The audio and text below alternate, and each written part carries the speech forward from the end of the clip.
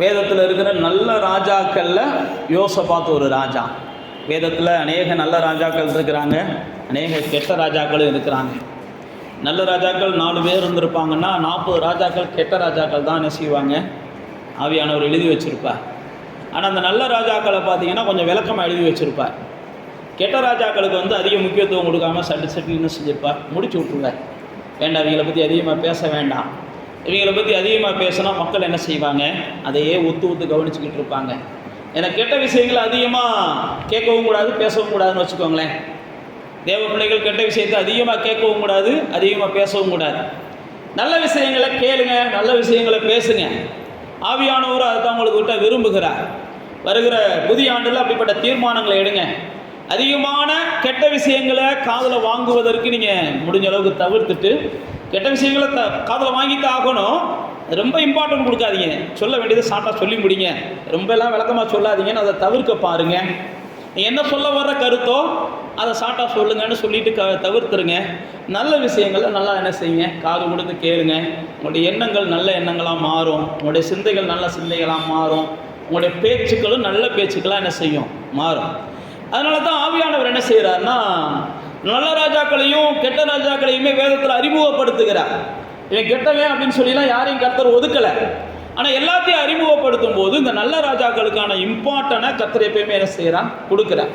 இந்த யோசபாத் தான் சொல்லுவார், உத்தமனுக்கு என்றைக்குமே என்ன செய்கிறார், கர்த்தர் துணையாக இருப்பாருப்பா அப்படின்ற வார்த்தையை இந்த யோசபாத் தான் சொல்லுவார். நல்லவங்களுக்கு எப்பயுமே கர்த்தர் என்ன செய்கிறார்னா பட்சத்தில் தான் இருக்கிறார். அதனால தான் அந்த யோசபாத்தை குறித்து நம்ம சிந்திக்க போகிறோம். இந்த நான் சொன்ன அந்த அதிகாரங்களில் பல வார்த்தைகள் இருந்தாலும் இன்றைக்கி நாம் சிந்திக்க போகிறது 20ஆம் அதிகாரத்துக்கு வாங்க. 2 நாளாகமத்தின் புஸ்தகம் 20ஆம் அதிகாரத்துக்கு வந்தீங்கன்னா, அந்த 20ஆம் அதிகாரத்தில் எதிர்பாராத ஒரு பெரிய சூழ்நிலை யோசபாத்துக்கு வருகிறது. யோசபாத்துக்கு எதிர்பாராத சூழ்நிலைகள் யார்கிட்ட இருந்து வருதுன்னு பார்த்தீங்கன்னா, எந்த ஜனங்களை தேவன் துன்பப்படுத்தாதன்னு இஸ்ரவேலர்களுக்கு சொன்னாங்களோ அந்த ஜனங்கள் தான் யோசபாத்தை துன்பப்படுத்த வருவாங்க. புரியுதா உங்களுக்கு? தேவன் என்ன செய்வார்னா, இவங்களுக்கு தீங்கு செய்யாதப்பா, இவங்களும் ஒரு வகையில் என்னுடைய ஜனங்கள் தான், ஆனால் கொஞ்சம் ஆகாத ஜனங்களாக இருக்கிறாங்க, மோவாப்பியர், அம்மோனியர், இவங்களுக்கு தீங்கு செய்யாத, இவங்களுடைய எந்த உடைமைகளையும் நான் உனக்கு சொந்தமாக தரமாட்டேன், இவங்களுடைய தேசத்தில் உனக்கு ஒரு அடி கூட நான் சொந்தமாக தரமாட்டேன், இவங்க தேசத்தில் நீ எந்த வகையிலும் என்ன செய்யாத, உனக்கு சொந்தமாக்கணும்னு சொல்லி முயற்சி பண்ணாத. நல்லா தெரிந்து கொள்ளுங்க, தேவன் எப்பயுமே என்ன செய்கிறாருன்னா, யாருடையதை நமக்கு சொந்தமாக்கி தரணுமோ அவங்களுடையதை சொந்தமாக்கி தரார்.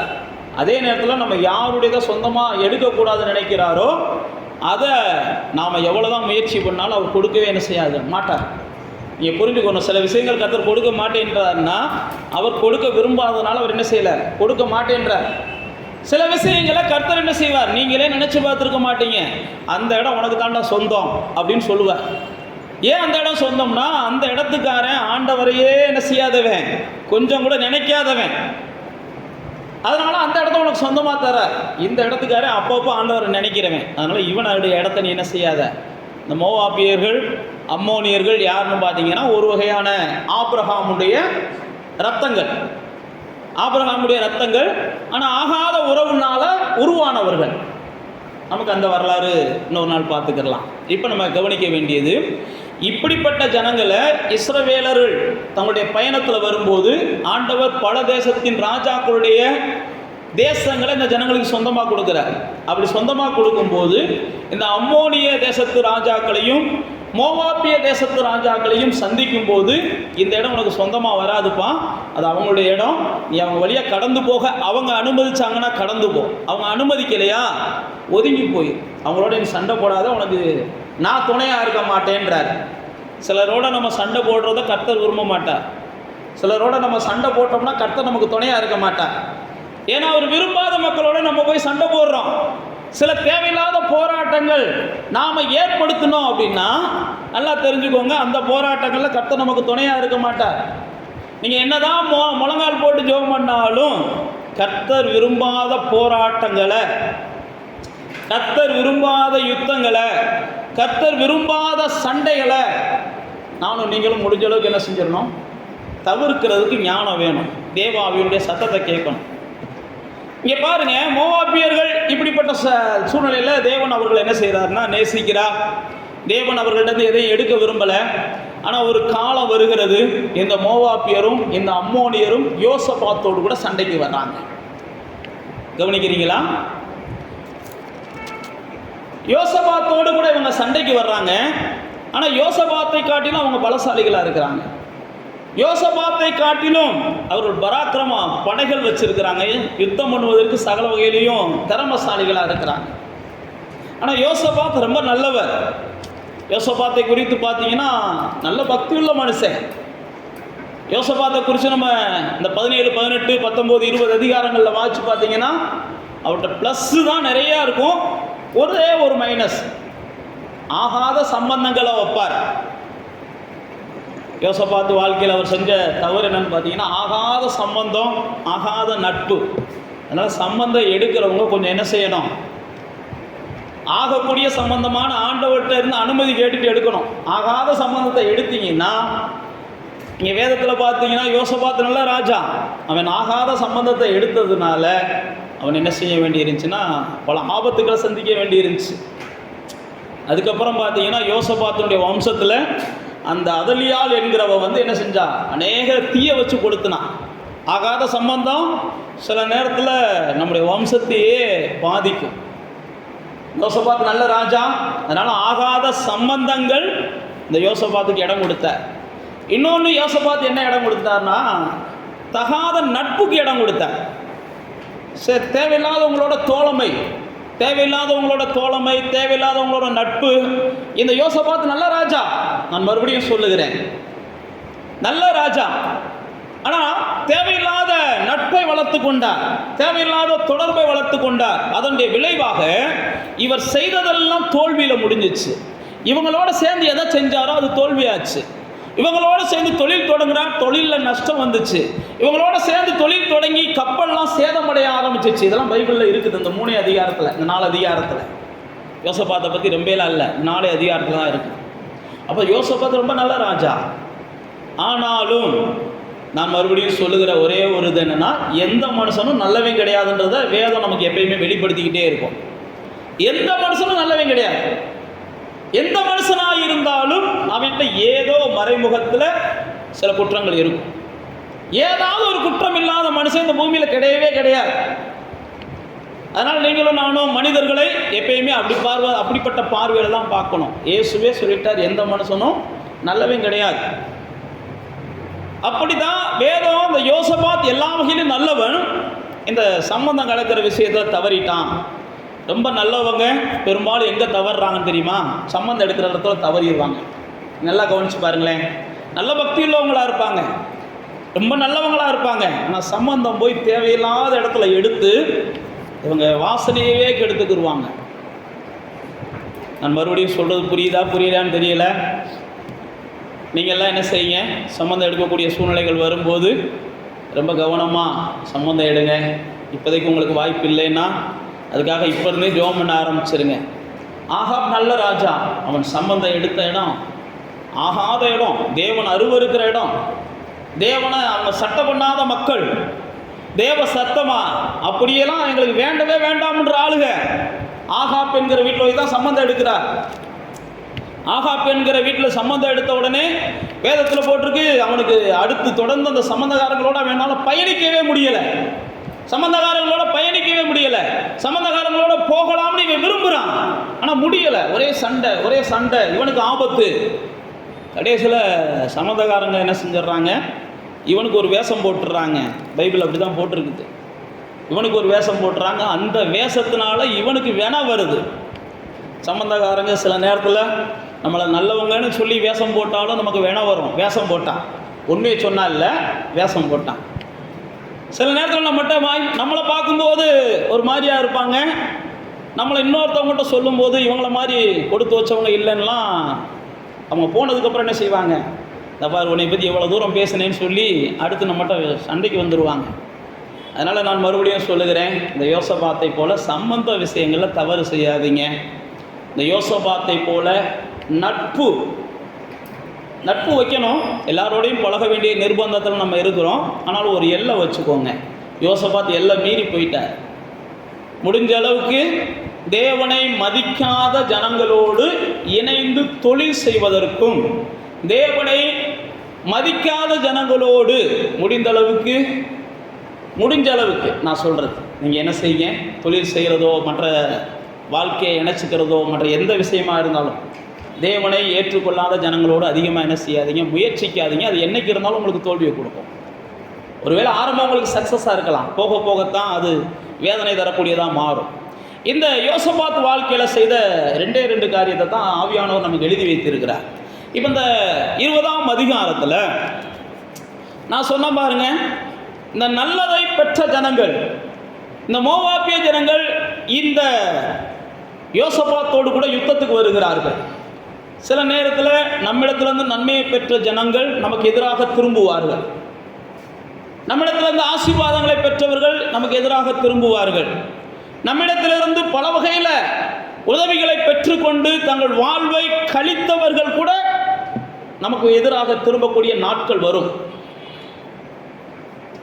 இன்னைக்கு நீங்கள் நினைக்கலாம், நமக்கு இவன் கீழே தானே இருக்கிறான் அப்படின்ட்டு.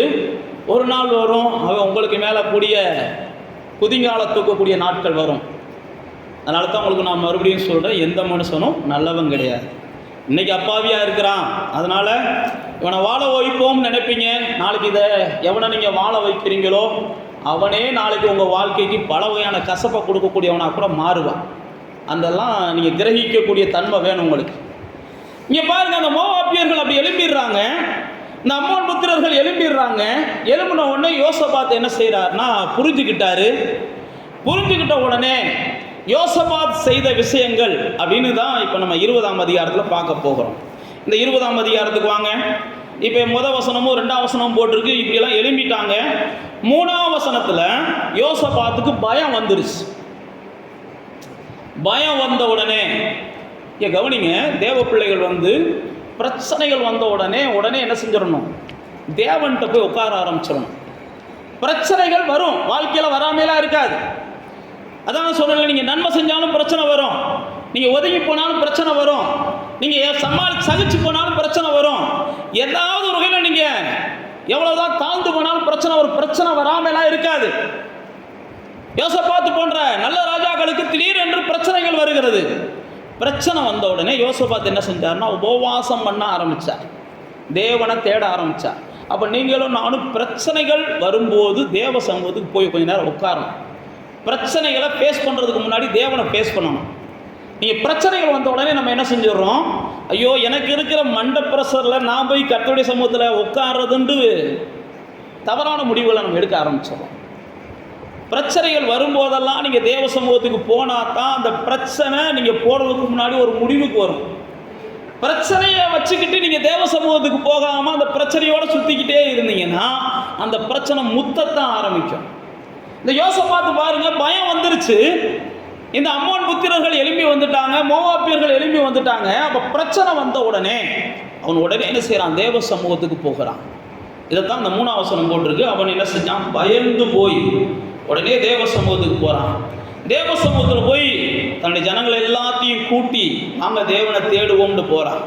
அப்படி தேவனை தேடுகிறதற்கு அவர்கள் எல்லாம் முயற்சிக்கிற இந்த சூழ்நிலையில்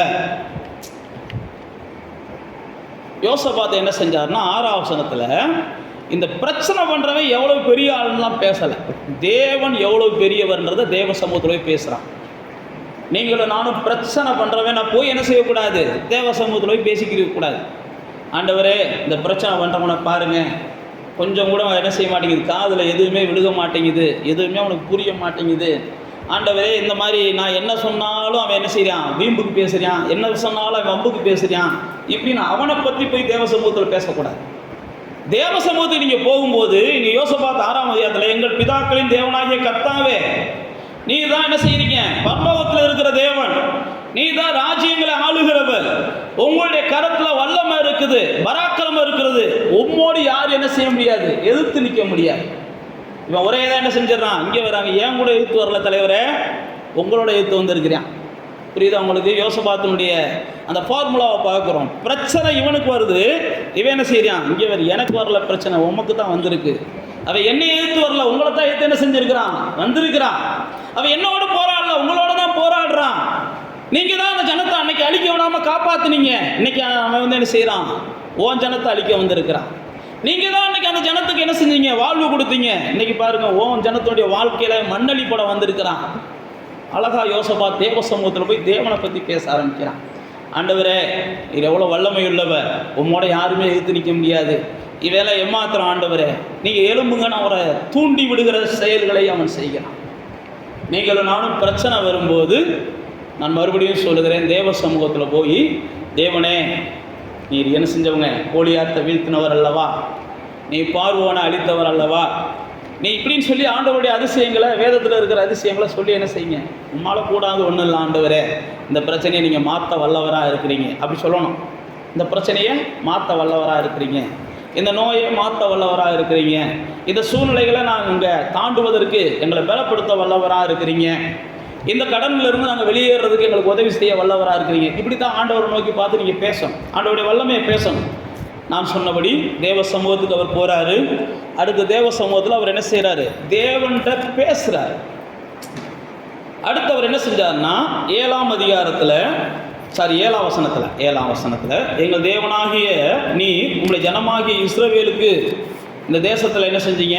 கொண்டு வந்து குடிகள் எல்லாம் துரத்தி கொண்டு வந்துட்டீங்க, சிநேகிதனாகிய ஆபிரகாமுடைய சந்ததிக்கு இதை நீங்கள் கொடுத்துட்டீங்க அப்படின்னு சொல்கிறார்.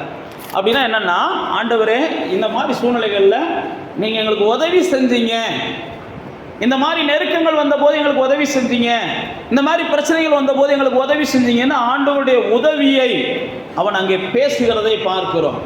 ஆண்டவருடைய உதவியை அவன் பேசுகிறான்.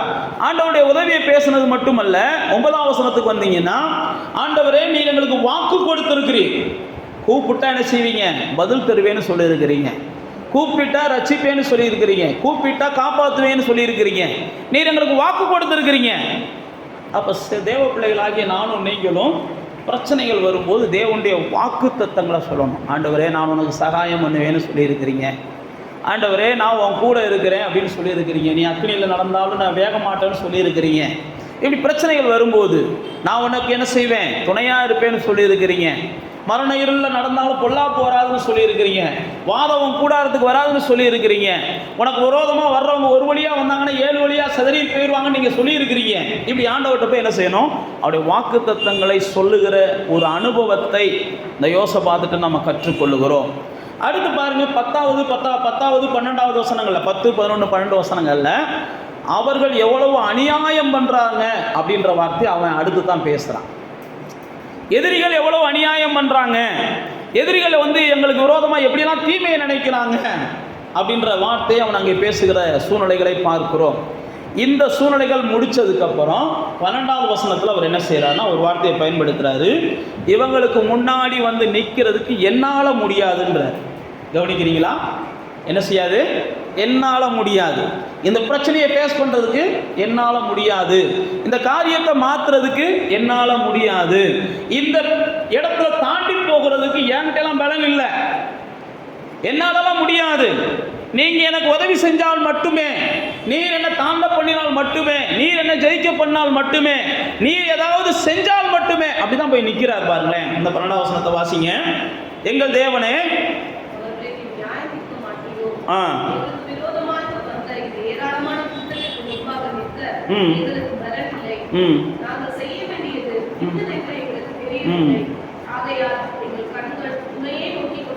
பாருங்க, அழகான வார்த்தையை யோசபாத் சொல்லுகிறார். ஆண்டவரே என்னாலலாம் அந்த ஜனத்தை ஜெயிக்க முடியாது, என்னாலலாம் அந்த ஜனத்தை துரத்த முடியாது, என்னாலலாம் அந்த ஜனத்தை மாற்ற முடியாது, என்னாலலாம் அந்த ஜனத்துக்கு புரிய வைக்க முடியாது. சில நம்ம அப்படி தான் சொல்லணும், ஆண்டவரே இவங்களுக்கு என்னாலலாம் புரிய வைக்க முடியல ஆண்டவரே, ஆண்டவரே என்னாலலாம் இவங்களை மாற்ற முடியல ஆண்டவரே, என்னாலலாம் இவங்களோட சமாதானமாக போகிறதுக்கு முயற்சி பண்ணாலும் முடியல ஆண்டவரே அப்படின்னு சொல்லி நின்னீங்கன்னா ஆண்டவர் ஏதாவது ஒன்று செய்வார்.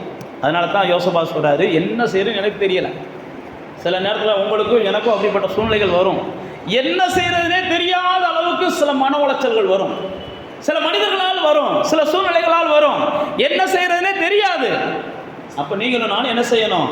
இப்படி தான் நினைக்கிறேன், என்ன செய்யறதுனே தெரியல ஆண்டவரே, அதனால தான் உங்கள் முகத்தை நோக்கி பார்த்துக்கிட்டு இருக்கேன். ஏதாவது செய்யுங்க, ஏதாவது செய்யுங்க, ஏதாவது செய்யுங்க. பைபிளில் போட்டிருக்குது, ஆண்டவர் இந்த யோசபாத்தின் சத்தத்தை கேட்டு ஒரு தேவ ஊழியனை அனுப்புகிறார். அந்த தேவ ஊழியன் வந்து யோசபாத்தோடு கூட பேச ஆரம்பிக்கிறார். அப்பா, உன் பிரச்சனையெல்லாம் புரிஞ்ச உடனே அந்த 15 வசனங்களில் கீழே நீங்கள் வாட்சி பார்த்தீங்கன்னா தெரியும், பிரச்சனையெல்லாம் புரிஞ்சு அந்த மனுஷனை குறித்து அங்கே போட்டிருக்கு 14வது வசனத்தில் அவன் யாருன்னு சொல்லி.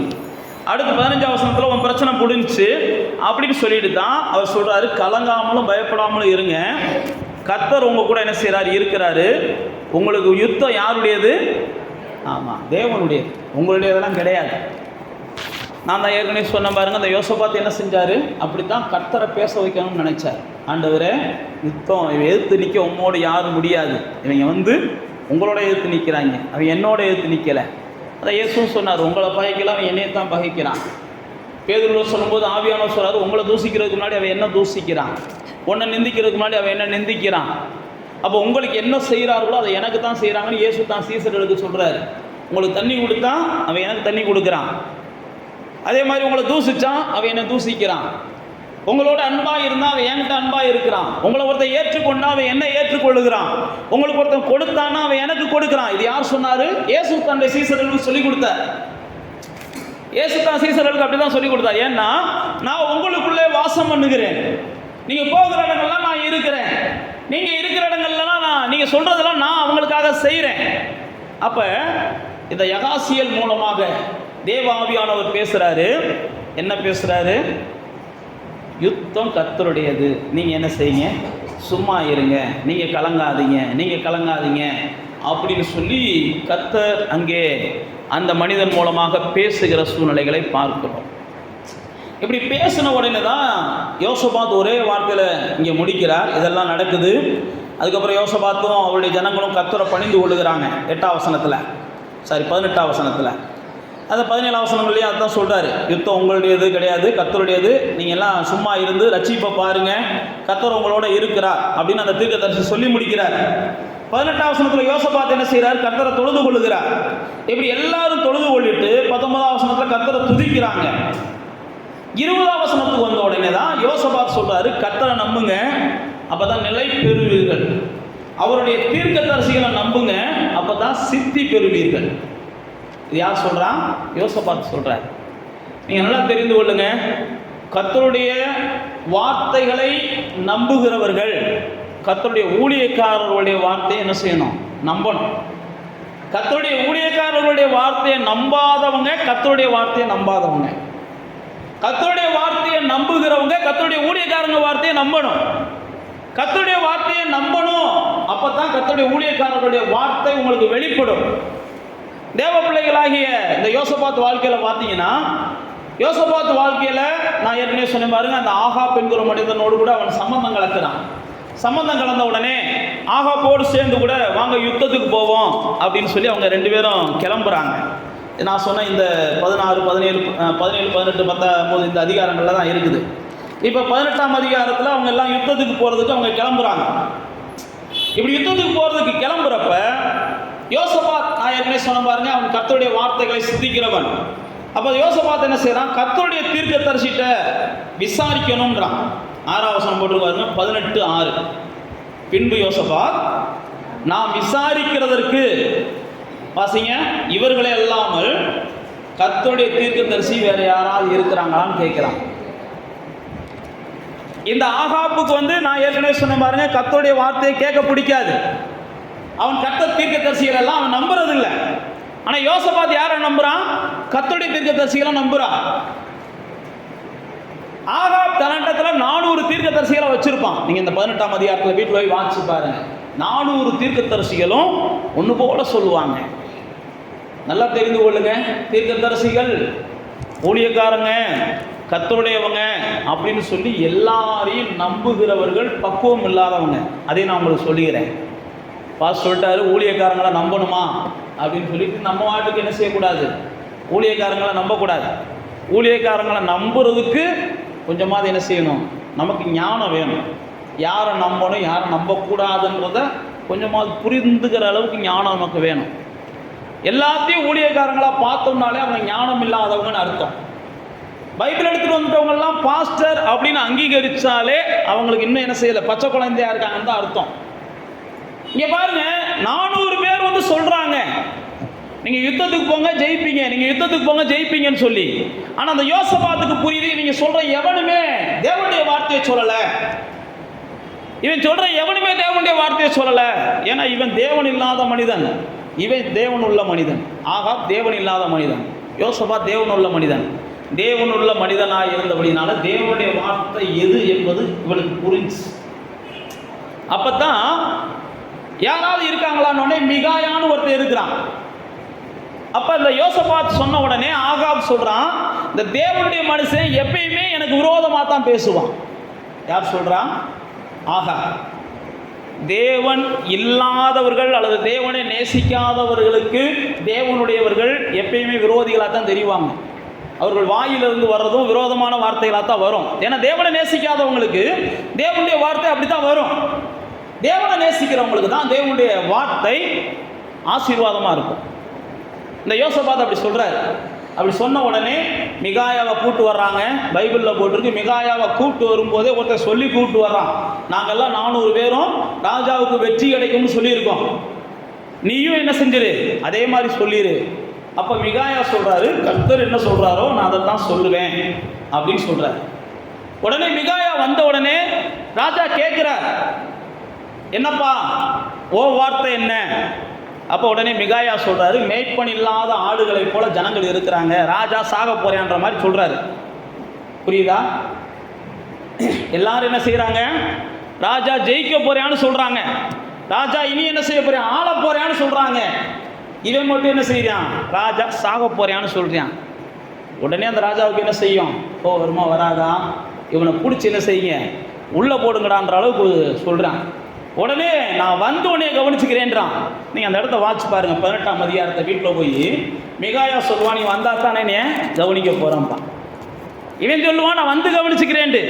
உடனே மிகாயா என்ன செய்வான், நீ வந்தா தானே என்னை கவனிக்க போகிற, போயிட்டு வராசா அப்படின்னு டாட்டா காமிப்பான். கர்த்தருடைய பிள்ளைகள் எப்பயுமே என்ன செய்வாங்கன்னா அவ்வளோ தூரம் கம்பீரமாக இருப்பாங்க.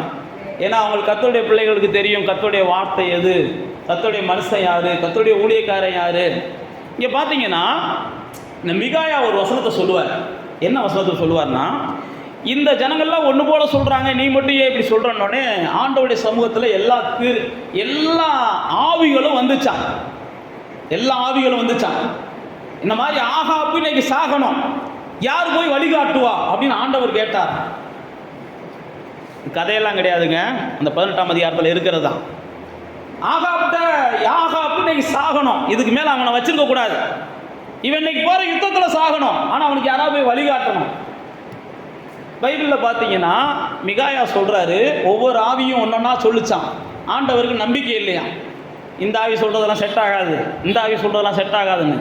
ஒருத்தர் மட்டும் என்ன செஞ்சானா, நான் போய் என்ன செய்கிறேன்னா அவங்க தீர்க்கதரிசி வாயிலெல்லாம் பொய்ய சொல்லி இவனை எப்படியாவது யுத்தத்துக்கு போக வச்சு இன்னைக்கு நான் அவனை சாக வைக்கிறேன் அப்படின்னு அங்கேருந்து கிளம்பி வந்தான். தீர்க்கதரிசி வாயிலெல்லாம் பொய் சொல்கிறதுக்காகவே தேவ சமூகத்தில் அனுமதி கேட்டுட்டு ஒரு ஆவி வந்துச்சான். சில நேரத்தில் நீங்களும் நானும் எப்படி இருக்கோம்னு கவனிக்கிறதுக்காக பொய்யான தீர்க்கதரிசி கூட நம்மகிட்ட தேவன்கிட்ட அனுமதி கேட்டு நம்ம வீட்டுக்கு வரலாம். புரியுதா புரியலையா? பொய்யான தீர்க்கதரிசி கூட, ஆண்டவரே இந்த பாருங்க வசனத்தை எல்லாம் அழகாக கவனிக்குது கேட்குதுன்றீங்க, நான் பொய்யான தீர்க்கதரிசி தானே, இப்போ போய் இந்த பிள்ளை ஏமாத்தட்டா அப்படின்னு வரும் வீட்டுக்கு. ஏமாந்துருவீங்களா ஆகாப்பு மாதிரி, இல்லை யோசபாத்து மாதிரி ஏமாறாமல் நிற்பீங்களான்றது உங்களுக்கும் தெரியும், எனக்கெல்லாம் தெரியாது. இங்கே உட்காந்துருக்கிற எத்தனை பேர் ஏமாற மாட்டீங்க அப்படின்னு ஏட்டெல்லாம் சாட்சி கேட்டால் என்னாலலாம் சொல்ல முடியாது. எத்தனை பேர் ஏமாறுவீங்கன்னு கேட்டாலும் உண்மையை சொல்கிறேன், என்னால் ஒரு சிலரை கூட சொல்ல முடியும். ஏமாற மாட்டீங்களா எத்தனை பேர் அப்படின்னா எல்லாத்தையும் சொல்ல முடியாது. ஏமாறுவாங்க, இவங்களாம் ஈஸியாக ஏமாந்துருவாங்கப்பான்னு ஒரு சிலரை நிதானிக்க முடியுது. புரியுதா? இப்படி தான் ஆகாப் ஏமாந்தான். இதில் என்ன ஆச்சரியம் பார்த்தீங்கன்னா, மிகாயாவை ஒருத்தன் அடிக்கிறான். அவன் யார்? தீர்க்கதரிசி. இந்த 18ஆம் அதிகாரத்தை நீங்கள் வீட்டில் வாசிங்க, உங்களுக்கு ஷார்ட்டாக மட்டும் நான் சொல்கிறேன். மிகாயாவை ஒருத்தன் அடிக்கிறான். அவன் யாருன்னா தீர்க்கதரிசி. அவன் அடித்தவன் என்ன சொல்கிறான்னா, என்கிட்ட இருக்கிற கர்த்தருடைய ஆவி எப்படா உன்கிட்ட போச்சுன்னு கேட்கிறேன். அடிச்சவன் பொய்யான ஆவியை உடையவன், மெய்யான ஆவியை வச்சிருக்கேன், இவன் தான் அவனை அடிக்கணும். ஏன்டா 400 பேரும் சேர்ந்து அந்த ராஜாவை கொல்ல பார்க்குறீங்கன்ட்டு தானே யதார்த்தம். ஆனால் இங்கே என்ன ஆயிடுச்சுன்னா, பொய்யானவர்கள் சில நேரத்தில் பார்த்தீங்கன்னா, இந்த பொய்யானவங்க பார்த்தீங்கன்னா உண்மையானவங்க மாதிரி வேஷம் போடுவாங்க பாருங்க. அந்த வேஷம் எவ்வளவு பெரிய ஆணையும் நம்ப வச்சிடும், எவ்வளோ பெரிய ஆணையும் நம்ப வச்சிடும். உண்மையானவங்களுக்கு கூட தன்னை உண்மையானவன் நிரூபிக்கிறதுக்கு சிரமப்படணும். ஆனால் பொய்யானவன் தன்னை உண்மையானவன் நிரூபிக்கிறதுக்கு சிரமமே பட தேவையில்லை. 2 வாட்டி ஆவின்னு சத்தம் போட்டால் போதும், நம்மளே என்ன செஞ்சிருவான், சார் இவ்வளோ நாளாக எங்கடா இருந்தீங்க, ஒருத்தன் தொற்றுப்பானாடா என்னைய அப்படின்ற மாதிரி பேச வச்சிடும். புரியுதோ புரியலையோ? கவனிச்சிங்களா? இப்படித்தான் மிகாயா போய் என்ன செய்கிறாரு, அடி வாங்குறாரு. அப்போ மிகாயா சொல்கிறாரு, நீ ஒளிஞ்சுக்கிட்ட போன, ஒளிஞ்சு கொள்ள பார்த்தியா, அப்போ ஆவியானவர் ஏண்ட உடனே காமிச்சாடுறான்ற மாதிரி பேசுவார். சில நேரத்தில் இந்த மாய்மாலம் பண்ணுறவங்க, பொய்யா இருக்கிறவங்க, நம்மகிட்ட காமிக்கிற பாசம் நம்ம வீட்டுக்காரங்க கூட நம்மகிட்ட அப்படி காமிக்க மாட்டாங்க. புரியுதா? இன்னைக்கு எல்லாரும் ஏமாறுறதுக்கு காரணம் என்னென்னா, அந்த பொய்யானவங்க காமிக்கிற பாசம், பொய்யானவங்க போடுற வேஷம் இன்னைக்கு அநேகருக்கு பகுத்தறிய தெரியலை. வீட்டில் இருக்கிறவங்கள கூட நமக்கு துச்சமாக நினைக்க தோணுது. வீட்டில் இருக்கிற பிள்ளைகளை கூட நமக்கு அப்பமாக என்ன தோணுது, அவங்க காமிக்கிற அந்த வேஷம் நம்மளை அந்தளவுக்கு கொடூரமானவங்களாக மாற்றிடுது. அதுக்கப்புறமா தெரியுது நம்ம மோசம் பண்ணிட்டோம், மோசம் போயிட்டோம் அப்படின்னு சொல்லி. தேவ பிள்ளைகளே, இப்படி தான் யோசபாத் கர்த்தரை நம்புங்கன்னு சொன்னான், கர்த்தருடைய வார்த்தைகளை நம்புங்கன்னு சொன்னான். ஏன் அப்படின்னா, கர்த்தருடைய வார்த்தையை நம்பலை அப்படின்னா இந்த ஆகாபுக்கு ஏற்பட்ட நிலைமை வரும். கர்த்தருடைய வார்த்தையை நம்பினா நம்முடைய வாழ்க்கையை தொடர்ந்து என்ன செய்யும், வெற்றிமயமாக இருக்கும். இதை 18ஆம் அதிகாரத்தில் அவர் பார்க்கிறார். இப்போ நம்ம வாசித்தது 20ஆம் அதிகாரம். இந்த ஆகாபை குறித்து நீங்கள் பின்னாடி வாசிச்சு பாருங்கள். இந்த 18ஆம் அதிகாரத்தில் இந்த யோசபாத் வேஷம் போட்டு போயிடறாரு. நான் ஏற்கனவே சொன்னபடி யோசபாத் நல்ல ராஜா. கர்த்தர் இவ்வளவு வான் பண்ணதுக்கு அப்புறமும் கூட ஆகாபோடு யுத்தத்துக்கு போகிறாரு. கர்த்தர் இவ்வளவு வான் பண்ணுறாரு, யுத்தத்துக்கு போனால் செத்து போயிடுவடா அப்படின்ற அளவுக்கு வான் பண்ணுறாரு. நல்ல ராஜா தான், கர்த்தருடைய சத்தத்தை கேட்கணும்னு விரும்பினவன் தான். ஆனால் மனிதர்களை பிரியப்படுத்துவதற்காக, சம்பந்தக்காரங்களை பிரியப்படுத்துறதுக்காக அவன் என்ன செய்கிறான், கர்த்தர் சொன்ன வார்த்தைகளை விட்டுட்டு சம்பந்தக்காரன் சொன்ன வார்த்தையை கேட்டுட்டு போயிருக்கான். என்ன செய்கிறது, பொண்ணு எடுத்துருக்கோமே, அனுசரித்து போக வேண்டியிருக்கு அப்படின்னு சொல்லி கடைசியில் ஆபத்தில் மாட்டிக்கிடுவான். யோசபாத் ஆபத்தில் மாட்டிக்கிட்டு ஆண்டவரே என்னை காப்பாற்றுங்கன்னு கத்துவான். சம்பந்தக்காரங்க பேச்சை கேட்டு சில நேரத்தில் ஆபத்தில் மாட்டிக்கிட்டு, அதுக்கப்புறம் நீங்கள் என்ன செய்யாதீங்க, அவஸ்தைப்படாதீங்க. ஆண்டவருடைய சத்தம் கேட்குது அப்படின்னா ஆண்டவருடைய சத்தத்துக்கு இம்பார்ட்டன்ட் கொடுங்க. இந்த ஆகாப் உடைய சத்தத்துக்கு யோசபாத் இம்பார்ட்டன்ட் கொடுத்தான். ஆனால் அதே நேரத்தில் கர்த்தருடைய வார்த்தை வந்ததை யோசபாத் நல்ல மனுஷன், அந்த இடத்துல அவன் மீறுகிறான். கர்த்தருடைய வார்த்தை வந்துருச்சுப்பா, இனிமேல் நான் வரமாட்டேன்ப்பான்னு அவன் போயிருந்துருக்கணும். கர்த்தருடைய வார்த்தை வந்துருச்சு, இவன் தான் கர்த்தருடைய தீர்க்கதரிசி, உண்மையை சொல்லிட்டான், அங்கே போக மாட்டேன் என்ன நான் அப்படின்னு இவன் போயிருக்கணும். இவன் பாருங்க, நான் கர்த்தருடைய வார்த்தை என்ன சொல்லிச்சு, ராஜா தானே சாவான்னு சொல்லிச்சு, நீ கர்த்தருடைய மனுஷனாச்சே, நீ ராஜா வேஷம் போட்டுக்கோ. புரியுதா உங்களுக்கு சொல்கிறது? கர்த்தருடைய வார்த்தை ராஜா சாவான்னு போட்டிருக்கு, நீ ராஜா வேஷம் போட்டுக்கோ, கர்த்தருடைய மனுஷன்ல நீ, உன்னை கர்த்தர் காப்பாற்றிடுவார்ல. அப்போ கர்த்தருடைய வார்த்தை பொய்யாயிரும்ல. ராஜா இங்கே சாகலை இல்லை, மிகாயாவை போய் நான் வச்சுக்கிறேன், என்னடா சொன்னேன்? புரியுதா புரியலையா? இதெல்லாம் சினிமா படங்கள்லாம் தோற்று போகும். நீங்கள் நல்லா கவனித்து பார்த்தீங்கன்னா சினிமா படங்கள்லாம் தோற்று போகும். மிகாயாவை எப்படியாவது போய் அடிக்கணும், மிகாயா சொன்னதை எப்படியாவது பொய்யாக்கணும். உடனே இங்கே என்ன செய்கிறான், யோசபாத்துக்கு ராஜா வேஷம் போடுறான்.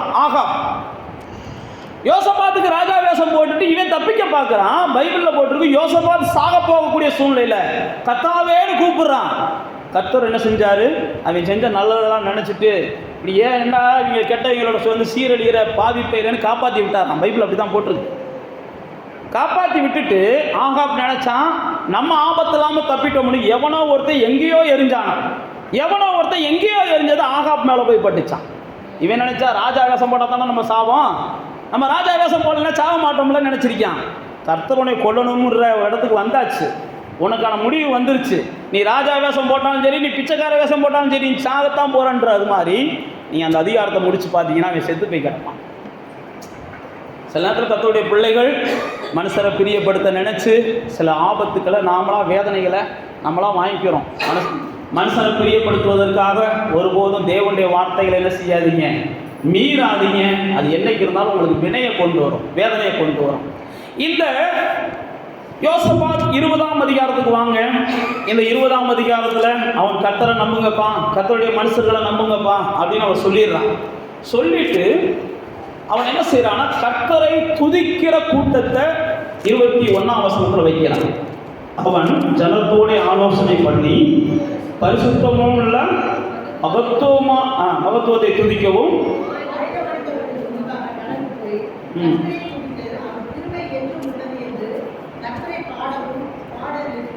இங்க கவனிங்க, அழகாக ஆவியானவர் நமக்கு எழுதி வைத்திருக்கிறார்.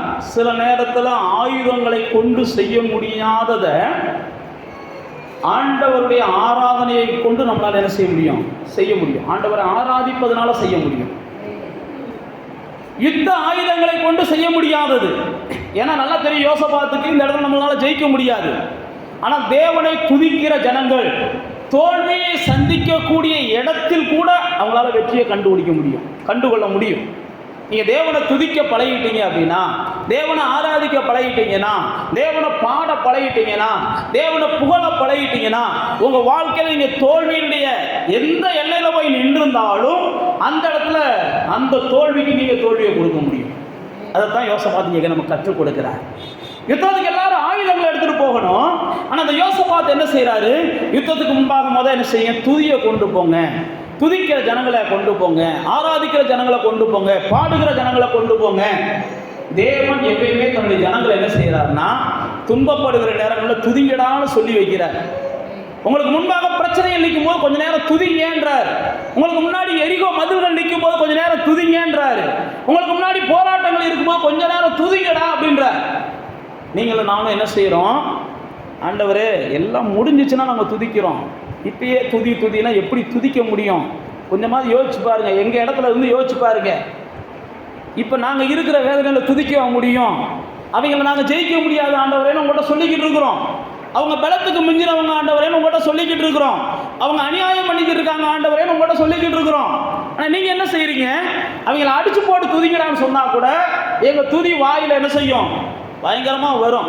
நீங்கள் அடிக்காமல் அவங்கள போட்டு ஒன்றுமே செய்யாமல் எங்களை துதிங்கன்றீங்க அப்படின்னு நம்மளாக இருந்தால் சொல்லியிருப்போம். ஆனால் யோசபாத் என்ன செஞ்சாராம்? ஆண்டவருடைய சமூகத்தில் வந்துட்டு ஆண்டவருடைய சத்தத்தை கேட்டோம்ல, உங்களுக்காக கர்த்தர் யுத்தம் பண்ணுவார்னு சொல்லிட்டார்ல, கர்த்தர் என்னுடைய யுத்தம் விட்டார்ல, நான் பார்த்துக்கிறேன்ட்டார்ல, வாங்க கர்த்தருக்கு நம்ம நன்றி சொல்லுவோம், வாங்க நன்றி சொல்லுவோம், எல்லாரும் நன்றி சொல்லுங்கன்னு யோசபாத் என்ன செய்கிறார்? கர்த்தரை துதிக்க வைக்கிறார். சில நேரத்தில் நான் மறுபடியும் சொல்லுகிறேன், நம்முடைய குழப்பங்கள், நம்முடைய போராட்டங்கள், நம்முடைய விரோதமாக வருகிற எதிர்ப்புகள், மனிதர்களால் வருகிறது, மற்ற சூழ்நிலைகள் எல்லாத்தையும் இங்கே நினச்சி அப்படியே குழம்பிக்கிட்டே இருக்காம பைபிளில் போட்டுக்கு துயரத்தின் ஆவியை எடுத்து போட்டு அவர் துதியை கொடுக்கிறார். ஒடுங்கின ஆவியை எடுத்து போட்டு அவர் உற்சாகத்தின் ஆவியை கொடுக்கிறார். அப்போ நீங்கள் அந்த மாதிரி நேரங்கள் வரும்போது கொஞ்சம் நேரம் மனம் விட்டு ஆண்டவரே சோத்திரம்பான்னு ஒரு 5 நிமிஷம் உட்காந்து பாருங்க. உங்கள் ஆத்திரம்லாம் என்ன செய்யும்? கொஞ்சம் கொஞ்சமாக அமைதி ஆயிரும். ஆத்திரம்லாம் அமைதி ஆயிரும். கொஞ்சம் உங்களுடைய படபடப்பு மாறும். உங்களுடைய அப்படியே என்ன முடிவெடுக்கிறதுன்னு தெரியாமல் இருக்கின்ற அந்த மண்டையை பிச்சுக்கிட்டு இருக்க சூழ்நிலையில் ஒரு மாற்றத்தை கொண்டு வருவீங்க. கொஞ்ச நேரம் ஆண்டவரே சோத்திரம்பான்னு கண்ணை மூடிக்கிட்டு நீங்கள் சொல்லி பாருங்களேன். இப்படி தான் யோசபாத் செஞ்சதுடைய விளைவு என்னன்னா, இவங்க சோத்திரம் சொல்ல அங்கே குழப்பம். ஒருத்தர் மண்டையை பிச்சுட்டு ஒருத்தருக்கு அடிக்க ஆரம்பிச்சிட்டான். அப்படி தான் பைபிளில் போட்டுருக்கு. ஒருத்தருக்கு வெட்ட ஆரம்பிச்சிட்டான், ஒருத்தர் அடிக்க ஆரம்பிச்சிட்டான். இவனுக்கு யுத்தம் பண்ண வேண்டிய வேலையே இல்லை, இவன் போராட வேண்டிய வேலையே இல்லை, இவன் ஆயுதத்தை எடுக்க வேண்டிய வேலையே இல்லை. அப்போ தேவ பிள்ளைகளே, சில நேரத்தில் தேவனுடைய பிள்ளைகளாகிய நானும் நீங்களும் பிரச்சனைகள் நமக்கு வாழ்க்கையில் சந்திக்கவே செய்வோம். ஏதாவது ஒரு ரூபத்தில் ஒவ்வொரு நாளும் புதுசாக யார் மூலமாக வந்துக்கிட்டே தான் இருக்கும். ஆனால் பிரச்சனைகள் வரும்போதெல்லாம் நாம் தேவனை தேடணுமே ஒழிய, பிரச்சனைகள் வரும்போதெல்லாம் தேவ சமூகத்தில் போய் கொஞ்சம் நேரம் உட்காந்து ஆண்டவரே சோத்திரம்பா நீங்கள் சொல்லணுமே ஒழிய, அதை விட்டு போட்டு ஏதாவது ஒரு முடிவு எடுத்தீங்கன்னா அந்த பிரச்சனைகளை நீங்கள் பெருசாக்குவீங்க. அந்த பிரச்சனை உங்களுக்கு தேவையில்லாத என்ன செய்யும்? தொடர ஆரம்பிக்கும். அந்த பிரச்சனைகள் உங்களுக்கு பெருக ஆரம்பிக்கும். அதற்கு பதிலாக நீங்கள் சோத்திரம் சொல்லிக்கிட்டே இருந்தீங்கன்னா, இந்த இடத்துல நம்ம பார்க்கிறோம் பாருங்க, இந்த இடத்துல ஆவியானவர் நமக்கு எழுதி வைத்திருக்கிறார். இவங்க துதிங்க கர்த்தரன்னு சொல்ல எதிராய் நின்ற சேனைகள்லாம் ஒன்றுக்குள்ள ஒன்று வெட்டி, ஒன்றுக்குள்ள ஒன்று குழப்பமாகி, ஒன்றுக்குள்ள ஒன்று செத்து போச்சுன்னு பைபிளில் போட்டு எல்லாம் ஓடி போயிட்டாங்க. அப்போ தேவ பிள்ளைகளே, இந்த வருடத்தின் இறுதியில் நாம் வந்திருக்கிறோம்.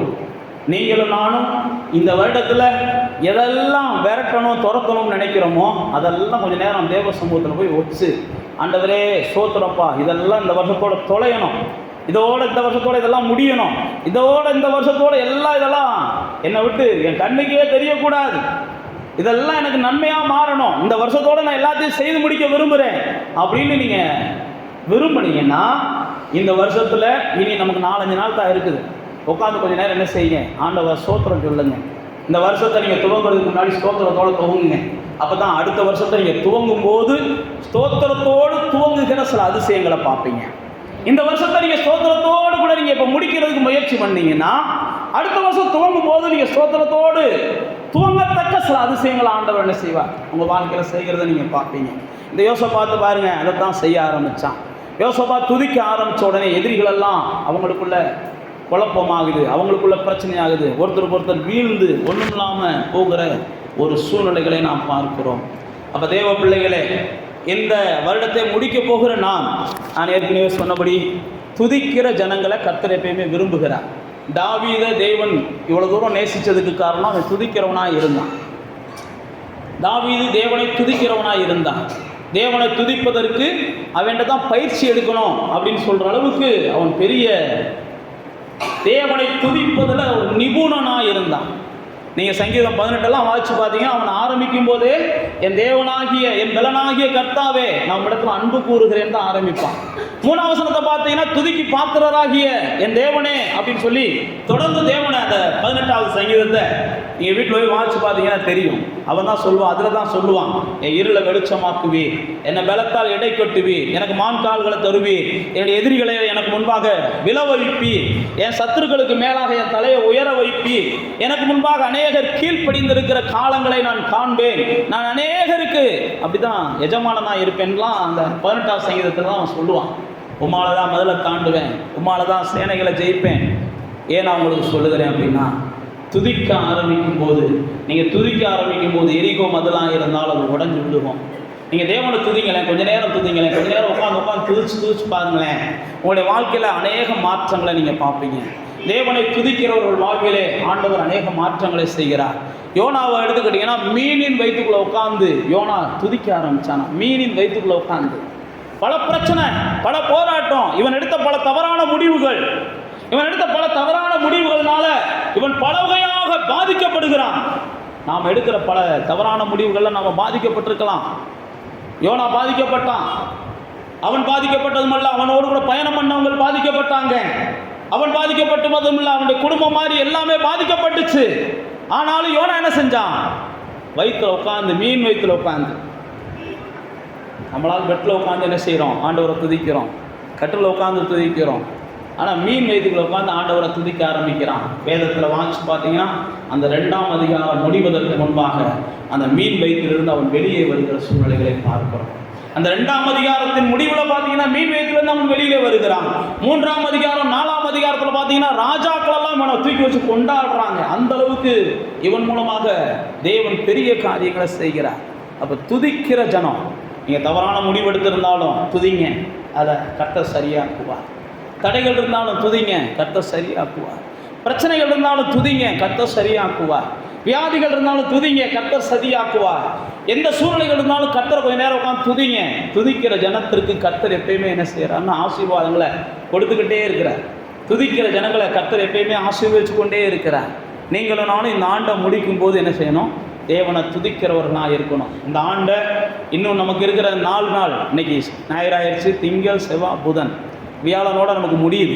இந்த 4 நாள் முடிஞ்ச அளவுக்கு நீங்கள் 1 மணி நேரமாவது கர்த்தருடைய சமூகத்தில் உட்காந்து துதிங்க கர்த்தரை. எந்த இதெல்லாம் இந்த வருடத்தில் நடக்கலையோ அடுத்த வருடத்தில் நீங்கள் துவக்கத்திலே நடக்கிறத பார்ப்பீங்க. நீ கர்த்தரை துதிங்க. இந்த வருடத்தில் ஒரு 1 மணி நேரம் ஆகிலும், இந்த 4-5 நாட்கள் 1 மணி நேரம் ஆகிலும் கர்த்தரை துதிப்பதற்கு நீங்கள் முயற்சி பண்ணுங்க. கர்த்தருடைய சமூகத்தில் வந்து நீங்கள் துதிக்க வாய்ப்பு இருந்தால் துதிங்க.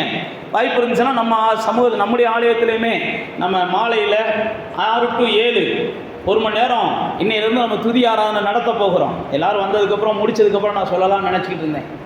இந்த வசனத்தை மையமாக வச்சு ஆவியானவர் நம்மகிட்ட பேசுகிறத வச்சு இந்த வருடத்தை முடிக்கும்போது நம்ம துதியோடு கூட என்ன செய்யணும்?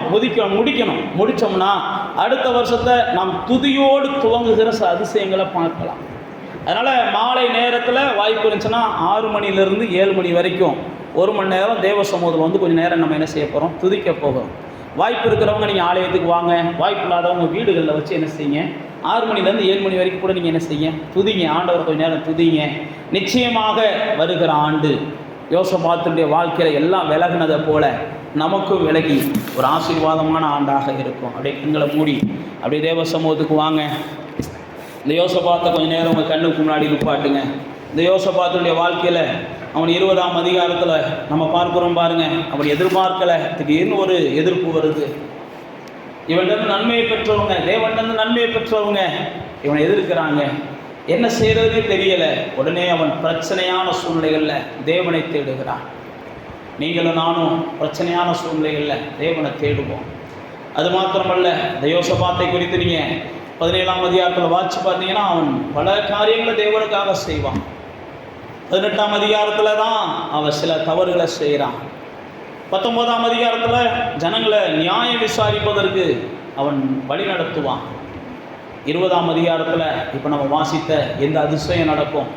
20ஆம் அதிகாரத்தின் கடைசியில் தான் அவன் தேவையில்லாத நட்பை வைத்து கெட்டு போவான். பைபிளில் போட்டிருக்குது. 21, 22 அதிகாரங்களை நீங்கள் வீட்டில் வாட்சி பார்த்தீங்கன்னா இவன் எடுத்த சம்பந்தத்தின் நிமித்தம் அவனுடைய வம்சங்களெல்லாம் அழிக்கப்படுகிற சூழ்நிலை வரும். இவன் வைத்த நட்பின் நிமித்தம் இவனுடைய சொத்துக்களெல்லாம் இழப்பான். இவனுடைய வம்சங்கள்லாம் அழியும். இதெல்லாம் அடுத்தடுத்து பைபிளில் போட்டிருக்கோம். ஆவியானவர் இவனை ஆசீர்வதித்து ஐஸ்வர்யத்தையும் கனத்தையும் கொடுத்து வச்சிருந்தார். இவன் நல்லவன். தேவையில்லாத சம்பந்தம், தேவையில்லாத நட்பு இவனுக்கு நிறைய இழப்புகளை கொண்டு வந்துச்சு. நல்லவன். நீங்களும் நானும் இந்த வருடத்தை முடிக்கிறதுக்கு முன்னாடி தேவையில்லாத நட்பு ஏதாவது இருந்துச்சுன்னா கொஞ்சம் அதை இப்பயே முறிச்சிடுங்க. அதே மாதிரி சம்மந்தகாரங்களை பிரியப்படுத்துறதுக்காக ஏதாவது நீங்கள் தேவனுக்கு விரோதமான செயல்களை செய்யக்கூடிய சூழ்நிலைகள் இருந்தாலும் அதையும் இப்பொழுதே நீங்கள் முறிச்சிடுங்க. அதெல்லாம் வேண்டாம். அது என்றைக்கு இருந்தாலும் சம்மந்தகாரங்களை பிரியப்படுத்துகிறோம்னு சொல்லிட்டு தேவனை நம்ம துக்கப்படுத்திட வேண்டாம். அதில் சில பிரச்சனைகள் வரலாம். ஒருவேளை மிகாயாவுக்கு வந்ததை போல் சில பிரச்சனைகள் வரலாம். ஆனால் அது நிலையாக இருக்காது. கொஞ்சம் நேரத்தில் மாறிடும். மிகாயாவுக்கு வந்துச்சு, அதுக்கப்புறம் மாறிடுச்சு. அதே மாதிரி தேவையில்லாத நட்பெல்லாம் வேண்டாம். இன்றைக்கி நட்பினால் எத்தனையோ காரியங்களை இழக்கிறாங்க. நீங்களும் நானும் இழந்துடக்கூடாது. இந்த யோசபாத் அப்படி இழந்துட்டான். கர்த்தருடைய சத்தத்தை கேளுங்க, கர்த்தரை நம்புங்க, கர்த்தருடைய ஊழியக்காரனுடைய வார்த்தைகளை நம்புங்க. இந்த வருடத்தை நீங்கள் முடிக்கும் போது ஸ்தோத்திரத்தோடு முடிக்கணும். அப்போ தான் அடுத்த வருஷத்தை நீங்கள் ஸ்தோத்திரத்தோடு தொடங்குவதற்கு கர்த்தர் அதிசயம் செய்வார். இந்த வருடத்தை நீங்கள் முடிக்கும் போது ஸ்தோத்திரத்தோடு முடிக்கணும். அப்படியே நீங்கள் யோசபாத் உங்கள் வாழ்க்கையில் நினைங்க. பிரச்சனைகள் வரும்போதெல்லாம் நான் தேவ சமூகத்துக்கு போயிடுவேன்னு ஒப்பு கொடுங்க. பிரச்சனைகளை பற்றி அல்ல, பிரச்சனை பண்ணுறவங்கள பற்றி அல்ல. நான் தேவனை போய் கொஞ்ச நேரம் புகழ போகிறேன், தேவனை போய் நான் பெருமையாக பேச போகிறேன், தேவனை போய் துதிக்க போகிறேன், தேவனுடைய வல்லமையை பேச போகிறேன்னு சொல்லி யோசபாத்தை போல தேவனுடைய வல்லமைகளை பேசுங்க, தேவனுடைய பராக்கிரம செயல்களை பேசுங்க, தேவனுடைய அதிசயங்களை பேசுங்க. இந்த வருடத்தில் குறைஞ்சபட்சம் தேவனுடைய சமூகத்தில் இது வரைக்கும் நீங்கள் ஆண்டவரை போய் துதிக்கலான்னு தெரியலை. ஆனால் இனிமேல் ஆண்டவரை துதிக்கிறதுக்கு ஒரு மணி நேரத்தை ஒதுக்குங்க. இந்த வருடத்தில் ஒதுக்குங்க. இந்த வருடத்தை நீங்கள் முடிக்கும்போது கண்டிப்பாக பல மாற்றங்களை பார்ப்பீங்க. அன்றைக்கி யோசபாத்துக்கு முன்னாடி இருந்த சேனைகள் ஓடிப்போச்சு. அதுக்கப்புறம் அவங்கள்ட்ட இருந்து எல்லாத்தையும் அவன் எடுத்துக்கொண்டு பைபிளில் போட்டிருக்கு. யுத்தத்துக்கு அப்புறம் பெராக்காவில் கூடி கர்த்தரை வாழ்த்தினான், பாடினான்னு போட்டிருக்கோம் அந்த 20ஆம் அதிகாரத்தில். அவன் யுத்தத்துக்கு முன்பாகவும் கர்த்தரை துதித்தான், யுத்தத்துக்கு பின்பாகவும் கர்த்தரை துதித்தான். நீங்களும் அப்படி தான் இருக்கணும். ஒரு நாளை தொடங்கும் போதும் கர்த்தரை துதிக்கணும், ஒரு நாளை முடிக்கும் போதும் கர்த்தரை துதிக்கணும், ஒரு வேலைக்கு போகும்போதும் கர்த்தரை துதிக்கணும், ஒரு வேலைக்கு போயிட்டு வந்துட்டு கர்த்தரை துதிக்கணும். நீங்களும் அப்படி தான் யோசபாத் வாழ்க்கையை நம்ம பார்க்குறோம். அவன் கர்த்தரை துதிச்சதுனால தான் அவனுடைய வாழ்க்கையை வாட்சி பார்த்தீங்கன்னா அமைதலான நாட்களை கர்த்தர் கொடுத்தார். அவன் கர்த்தரை துதிக்கிறவனா இருந்ததுனால சமாதானமான வாழ்வை கர்த்தர் அவனுக்கு ஏற்படுத்தி கொடுத்தார். உங்களுக்கும் வருகிற ஆண்டு சமாதானத்தின் ஆண்டாக, அமைதியின் ஆண்டாக இருக்க கர்த்தர் உதவி செய்வார். நீங்கள் கர்த்தரை துதிக்கிறதுக்கு மீதமுள்ள நாட்களை பயன்படுத்துங்க. கர்த்தர் உங்களை ஆசீர்வதிப்பார். பிதாவே, நாங்கள் யோசபாத்திட்ட இந்த வருடத்தை முடிக்கும் போது சில காரியத்தை கற்றுக்கொண்டு இருக்கிறோம்.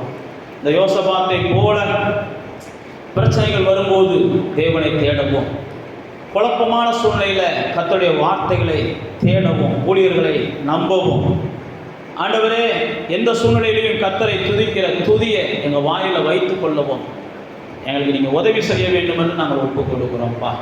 இந்த யோசபாத் வாழ்க்கையில் செய்த சில தவறுகளையும் நாங்கள் தியானித்தோம். அப்படிப்பட்ட தவறுகள் எங்கள் வாழ்விலே ஆண்டவரே காணப்படாதபடிக்கு கர்த்ததாமே எங்களை கிருபையாய் வழிநடத்துவீராகப்பா. அப்படிப்பட்ட தவறுகளுக்குள்ளே ஒருவேளை நாங்கள் போயிருந்தால் எங்களுக்கு மன்னிச்சிருங்க. இனிமே அப்படிப்பட்ட தவறுகளின் ஊடாக நாங்கள் நடவாமல் இருக்க எங்களுக்கு பலன் தாங்க. எல்லாத்தையும் புரிந்து கொண்டு ஆண்டவரே, ஆவியானவருடைய துணையோடு கூட கள்ள தீர்க்கதரிசிகள் யாரு, நல்லவங்க யாருன்னு நாங்கள் விளங்கி கொள்ளுகிற நல்ல ஞானத்தை எங்களுக்கு கொடுங்க. அன்னைக்கு யோசபாத்துக்கு அந்த ஞானம் இருந்துச்சு. ஆண்டவர் தாமே யோசபாத் சில தவறுகளை செய்தது, தேவனுடைய வார்த்தையை கேட்டுட்டும் அவன் துணிஞ்சு போனான். அப்படிலாம் நாங்கள் செய்யக்கூடாதுப்பா. யோசபாத்துக்கு நல்லதையும் பார்க்குறோம், சில கெட்டதையும் பார்க்குறோம். அவன்கிட்ட இருக்கிற நல்ல காரியங்களை எடுத்துக்கொண்டு நாங்கள் துதிக்கிறவர்களாக இருக்க, எங்களுக்கு முன்னாடி இருக்கிற போராட்டங்களையும் எங்களுக்கு முன்னாடி இருக்கிற பிரச்சனைகளையும் நாங்கள் ஜெயிக்கிறவர்களாக இருக்க, எல்லா நிந்தைகளையும் நீக்குகிறவர்களாக இருக்க எங்களுக்கு உதவி செய்வீராக என்று நாங்கள் ஒப்புக் கொடுக்குறோம்ப்பா. நாளில் வந்திருக்கிற ஒவ்வொருவரையும் பலப்படுத்துங்க, ஆசீர்வதிங்க. எல்லாருடைய நாவுகள்லையும் துதியின் ஆவி இப்பொழுதே அமர பண்ணுங்கப்பா. இப்பொழுதே துதியின் ஆவி, உற்சாகத்தின் ஆவி, நம்ம துதிக்கிற சூழ்நிலையை எல்லாருக்கும் நீங்கள் உருவாக்கித்தாங்கப்பா. மீதமுள்ள நாட்களில் எங்கள் தேவனை அவர்கள் துதித்து கொண்டே இருக்க, ஆண்டவரே இந்த ஆண்டில் மீதமுள்ள நாட்களை துதித்து கொண்டே இருக்க கர்த்தர் அவர்களை ஆசீர்வதிங்கப்பா. துதியினால கர்த்தர் தாமே உடுத்துங்க ஆண்டவரே. இவருடைய நாவுகள், இவருடைய உதடுகள், இவருடைய சிந்தைகள் இயேசுவின் நாமத்தில் துதியினால் நிரம்பட்டும் என்று சொல்லி நாங்கள் ஆசீர்வதிக்கிறோம்ப்பா. எல்லாவற்றையும்